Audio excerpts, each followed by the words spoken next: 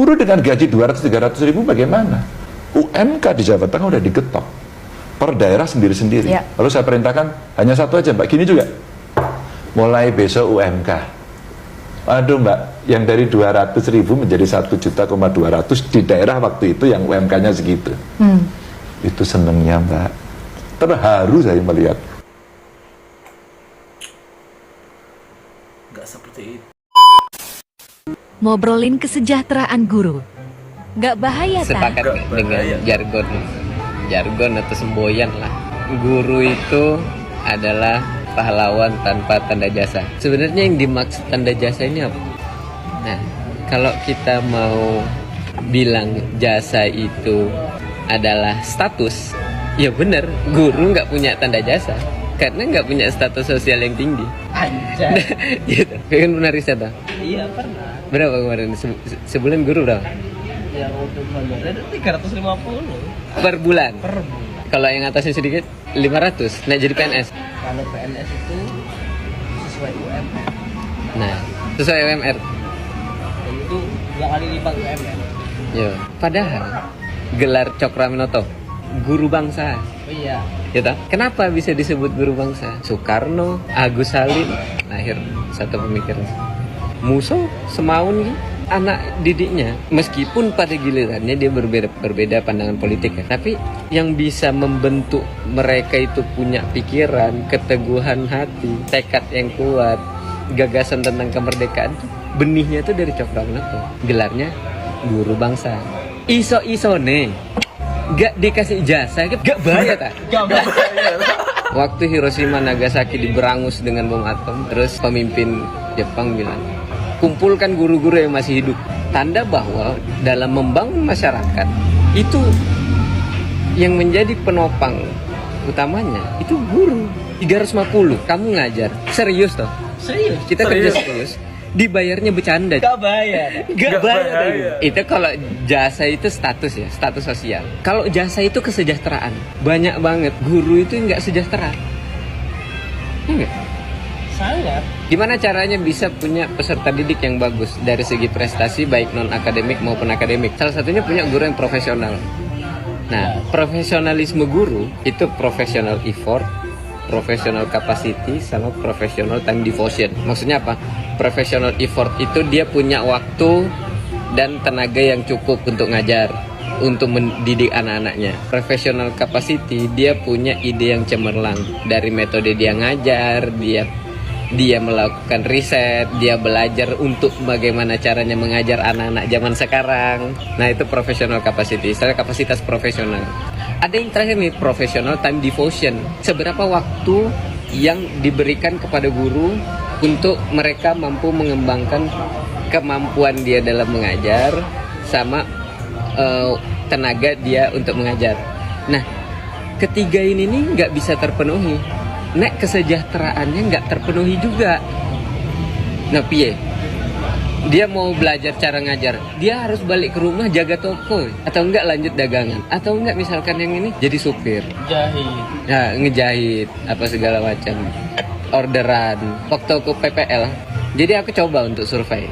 Nah, aku di satu SMA yang cukup terpandang lah di Jogja. Siapa di sini yang cita-citanya jadi guru? Angkat tangan. Nggak ada belas. Dari IPA 1, 2, 3, IPS 1, 2, 3, nggak ada. Kelas 3 SMA itu nggak ada yang pengen jadi guru. Tapi kan selalu ada tuh anak-anak yang masuk ke jurusan pendidikan. Ya aku senang lah ya kan, kita senang kan ya, karena senasib. Gak bayar. Gak bayar tak yuk. Kamu bayangkan istilahnya kalau nggak masuk aja ke yang kita mau, masuk pendidikan naik kayak jadi pilihan kedua. Iya nggak? Iya. Betul. Pernah nggak? Kamu ngerasain itu nggak? Kalau aku iya. Kadang aku nggak lolos psikologi Unpad. Makanya aku masuk pendidikan biar kena sikit. Saya terjerumus.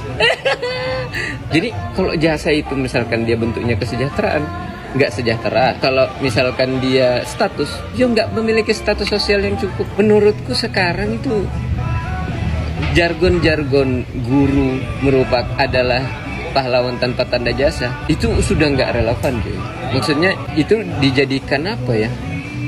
kayak jargon membius praktisi pendidikan, kita harus ikhlas. Semua orang ikhlas. Politisi, pengusaha, dokter, guru, teknisi, engineer, akuntan, semua pasti ikhlas cuy. Lah, tapi kok hasilnya beda. Iya gue. Gak bahaya. Gak bahaya dengan jargon bahwa guru adalah pahlawan tanpa tanda jasa. Kalau jasa itu tentang status dan kesejahteraan, jargon itu ya benar sampai sekarang ada. Karena guru tanpa status sosial dan kesejahteraan.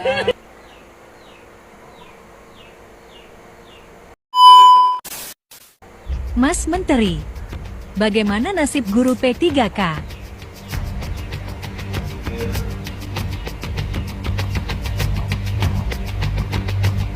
Memang ide dan gagasan yang tadi sudah dipaparkan sangat baik. Bagus jika itu bisa dilaksanakan dengan cara yang secepat-cepatnya. Saya sepakat dengan yang disampaikan Ibu Hima. Marketplace ini untuk produk barang. Jadi carilah misalnya menjadi ruang talenta. Pakai bahasa Indonesia lah kalau marketplace. Yang kedua, memang hal yang menjadi yang penting saat ini yang selalu kami di Komisi 10 ini didatangi oleh kawan-kawan, terutama yang sudah lolos P1 atau yang kemarin sudah PG tapi dibatalkan. Rasanya ini perlu diberikan prioritas untuk penempatan. Walaupun kita paham bahwa formasi-formasi itu adanya di daerah, tapi saya pikir ini perlu kita dorong. Jangan sampai mereka yang sudah lolos atau yang kemarin dibatalkan tiba-tiba terganti lagi oleh orang lain.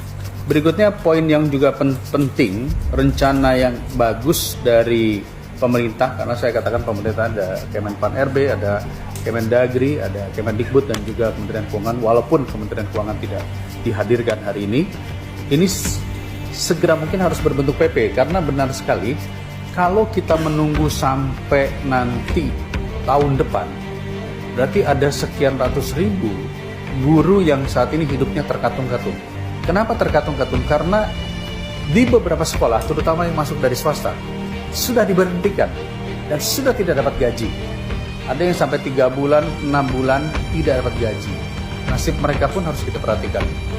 Jadi oleh karena itu, segera mungkin ini harus dilakukan. Bentuknya adalah peraturan turunan, bisa berbentuk PP ataupun bentuk yang lain. Tambahan lagi Mas Menteri, penempatan di luar daerah provinsi.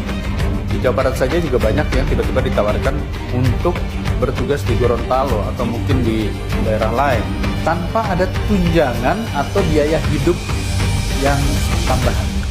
Tentu pasti ditolak. Jadi ini perlu ada keterangan resmi dari Kementerian Keuangan sebagaimana sudah disebutkan tadi, jika nanti ditaruh di tempat luar berbentuk apa benefitnya. Karena mungkin bagi warga Jawa Barat meninggalkan provinsi Jawa Barat dari satu kota ke wilayah sekitarnya saja mungkin masih bisa, itu pun ada kos. Tapi kalau harus berpindah provinsi, dia harus kos lagi di sana, harus ada tempat lagi. Tentu ini bukan sesuatu yang mudah. Berikutnya adalah saya bertanya dengan beberapa bupati. Rata-rata bupati mengatakan siap memberikan formasi secara bertahap. Tapi permasalahannya tadi yang disampaikan juga oleh kawan-kawan, kekhawatiran jangan-jangan ini hanya selesai di 2024. Selanjutnya akan menjadi tanggung jawab pemerintah daerah. Harus ada kepastian, dan kepastian ini harus tertuang dalam SKB bersama, baik Kemendikbud, Kemendagri, Kemenpan RB, dan Kementerian Keuangan.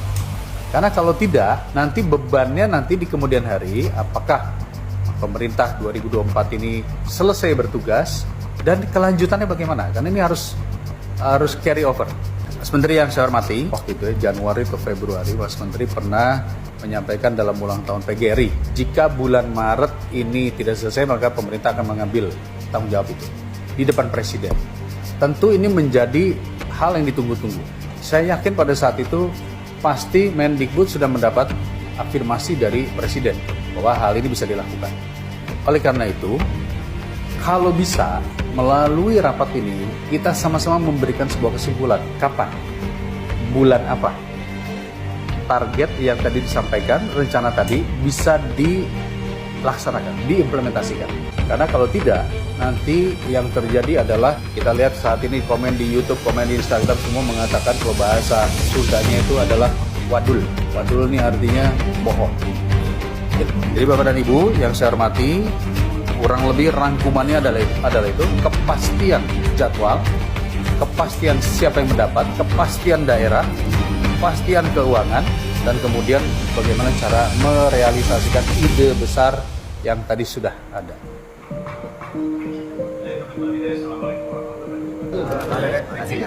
Yes. Lumayan alot ya, pembahasan mengenai guru ini, tetapi paling tidak kita sudah mendapatkan masukan data dari pemerintah akan menyelesaikan ini. Jika daerah tidak bisa menyelesaikan di bulan Oktober, maka akan ditarik semua ke pusat. Kita sudah minta agar dimajukan Agustus, tetapi kelihatannya pemerintah masih belum siap, jadi kita push terus.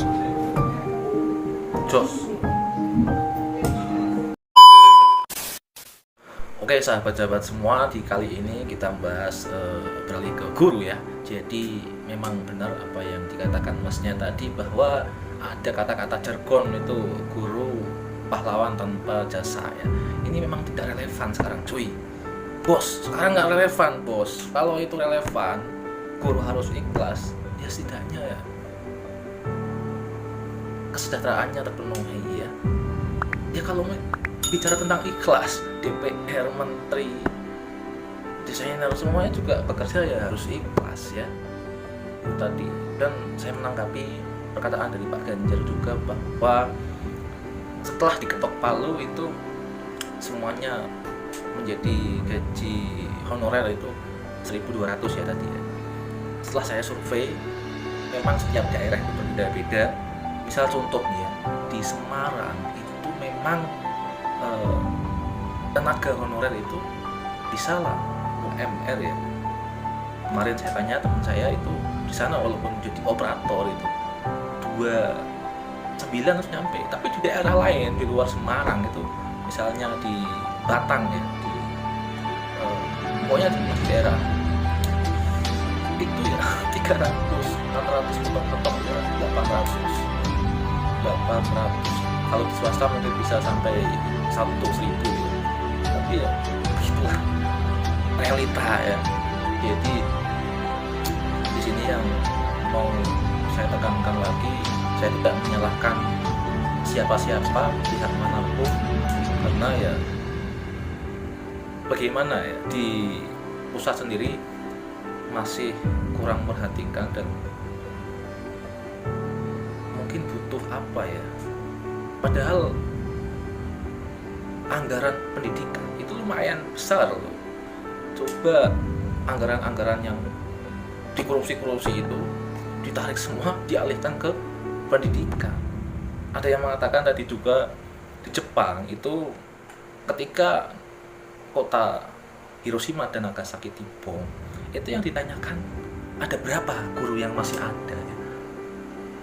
Nah di Indonesia ini motivasi menjadi seorang guru ini justru lebih minim, karena ya tadi kesejahteraan lagi ya bos ya, guru kurang tenaga, kurang waktu, kurang ide, kurang kreatif. Ya karena apa? Karena ada sampingan-sampingan itu. Kalau guru misalnya punya sampingan jualan di toko, jualan es, jualan apa, jadi tenaganya terkuras, tidak memperhatikan peserta didiknya, tapi juga harus otaknya ini dibagi menjadi dua, yang satu pendidik, yang satu buat jualan. Nah jadi kurang apa namanya, kurang maksimal bos. Cobalah kalau memang tenaga pendidik itu sejahtera, pikirannya itu plong semua buat ngajar ya, insya Allah menurut saya akan lebih maksimal lagi. Tidak seperti sekarang yang ya kami lihat ya. Dulu aja ketika saya masih kecil ya, sekolah itu guru ada yang jualan es lilin, bos kasihan banget, jualan apa ya, keripik, aduh. Jadi otaknya ini terbelah, yang satu jualan, yang satu ngajar. Apakah itu maksimal? Tidak bos. Dan sekarang lagi di guru ada tuntutan marketplace. Itu benar apa yang dikatakan Bapak tadi? Mungkin namanya boleh diganti ruang talenta atau ruang ya pokoknya lebih tidak kayak bisnis ya. pokoknya sekarang ini ruwet. Harapan kita mudah-mudahan nggak cuma pendidikan, kesehatan, pertanian, pertambangan, perhutanan, semuanya kita sejahtera ya. Tidak ada koruptor-koruptor lagi yang ada di Indonesia ini. Miris bos, Indonesia ini negara besar ya, negara yang punya sumber daya alam, sumber daya manusianya juga banyak. Kalau dibandingkan dengan negara lain jauh, kita penduduknya aja lebih banyak dari negara yang lain. Malah Singapura aja yang warganya sedikit bisa maju, apalagi Indonesia kan begitu ya. Ya mudah-mudahan kita berdoa, kita rakyat biasa Indonesia maju ya. Dan kalian jangan salah pilih presiden, kalau salah pemimpin saja ya wassalam ya. Sekian dari saya, assalamualaikum warahmatullahi wabarakatuh.